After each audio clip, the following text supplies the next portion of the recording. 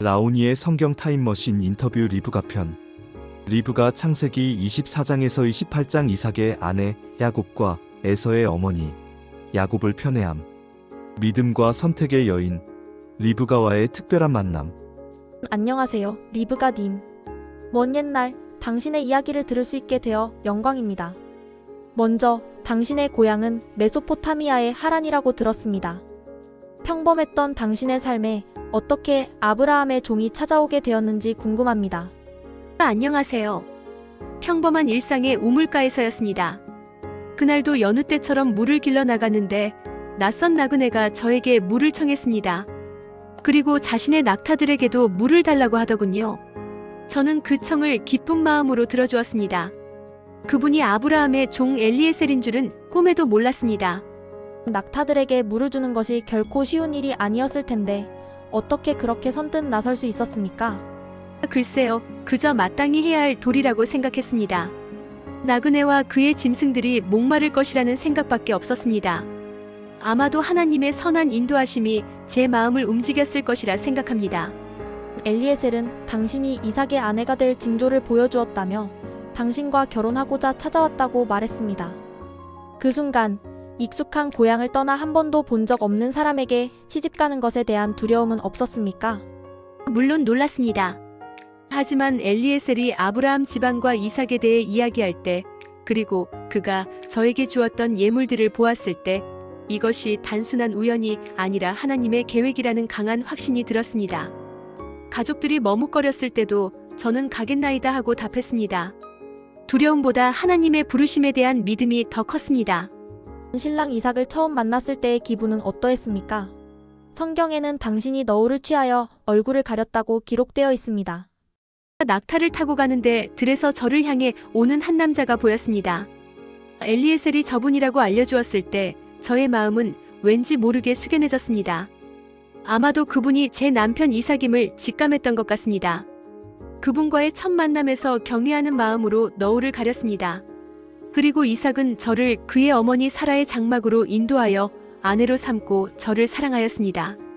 저 또한 이삭을 만난 후 어머니를 잃은 슬픔에서 위로를 얻었습니다. 이삭과 결혼 후 오랜 기간 아이를 갖지 못해 힘든 시간을 보내셨습니다. 그때의 심정은 어떠했습니까? 많이 힘들었습니다. 후손이 별처럼 많아질 것이라는 약속을 받은 아브라함의 가문에서 제가 자녀를 낳지 못한다는 사실은 저에게 큰 부담이었습니다. 이삭도 매우 힘들어했습니다. 하지만 이삭은 포기하지 않고 하나님께 저를 위해 간절히 기도했습니다. 그 기도가 저에게 큰 위로가 되었습니다. 그리고 마침내 쌍둥이를 임신하셨는데 뱃속에서부터 아이들이 싸웠다고 들었습니다. 그때 하나님께서는 두 국민이 내 태중에 있고 두 민족이 내 복중에서부터 나누이리라. 이 족속이 저 족속보다 강하겠고 큰 자가 어린 자를 섬기리라고 말씀하셨죠. 이 말씀의 의미를 어떻게 받아들였습니까? 뱃속에서부터 아이들이 어찌나 다투던지 그 고통이 말도 못했습니다. 그래서 하나님께 어찌하여 이와 같습니까? 하고 물었습니다. 그때 그 신비로운 말씀을 들었습니다. 처음에는 그 말씀의 깊은 의미를 다 헤아릴 수 없었지만 큰 자가 어린 자를 섬기리라는 말씀은 저에게 깊이 각인되었습니다. 그리고 야곱을 더 사랑하셨고 결국 이삭이 에서에게 축복을 주려 할 때 야곱이 그 축복을 받도록 당신이 나서서 계략을 꾸미셨습니다. 이 행동에 대해 후회는 없으십니까? 그 부분은 제 삶에서 가장 어려운 선택 중 하나였습니다. 에서보다는 야곱이 하나님의 약속을 이을 자격이 있다고 생각했습니다. 뱃속에서 들었던 하나님의 말씀이 항상 제 마음에 있었기 때문입니다. 그래서 이삭이 에서에게 축복하려 할 때 제 마음이 너무나 조급해졌습니다. 하나님의 뜻을 인간적인 방법으로 이루려 했던 것이지요. 그로 인해 야곱은 형을 피해 멀리 도망가야 했고 저 또한 사랑하는 아들을 다시는 보지 못했습니다.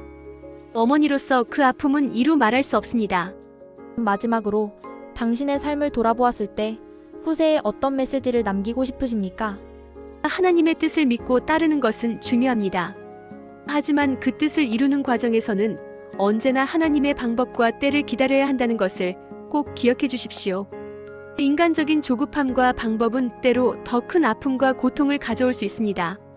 하지만 이 모든 과정 속에서도 하나님께서는 신실하게 당신의 약속을 이루어 가신다는 것을 저의 삶을 통해 알리고 싶습니다. 하나님의 사랑과 섭리는 우리 생각보다 훨씬 크고 오묘합니다. 귀한 말씀 정말 고맙습니다. 리브가 님의 삶과 지혜로운 말씀이 우리에게 큰 교훈이 됩니다.